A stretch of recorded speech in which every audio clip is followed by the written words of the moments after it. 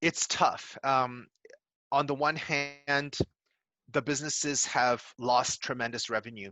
They are uh, they are small businesses. It could be a hair salon that is owned by one person, and they're making very little money to begin with. They're probably breaking even, maybe making a little profit, and when you have zero income for a couple months, then you've got bills that are being paid, potentially rent. You have taxes. You have other fixed costs and ongoing expenditures, that you've paid for.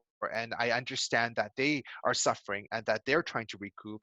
At the same time, you look at the customer, and the customer might have lost their job or is working less hours, or could be that student who was banking on getting that summer job who isn't going to get one now.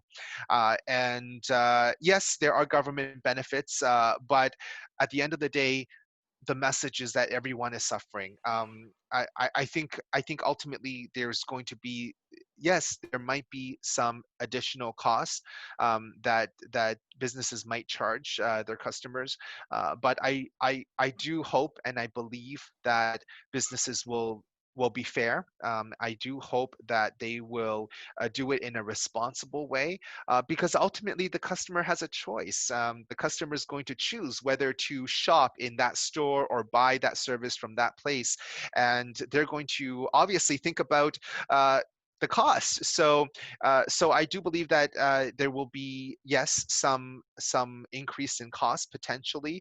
At the same time, I do hope and believe that most businesses will be fair about it. And at the end of the day, it's a free market, so customers will choose where they go, and if they feel that they're getting price gouged, which has happened. We saw that with PPE, and we saw that with toilet paper and other other items very early on in this crisis.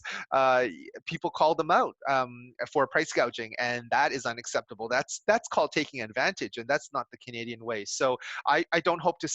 I hope not to see that. There might be a few instances of it, but I do believe in our small businesses. I do believe that they will do their best to be fair, to try to recover, because we don't want to see them go bankrupt either. If they can't pay those bills, then they potentially could go bankrupt and close shop, and so we don't want to see that either. So it's going to be a delicate balancing act in the coming weeks and months, but we all need to stay strong, and we all need to be very understanding of each other, in these challenging times.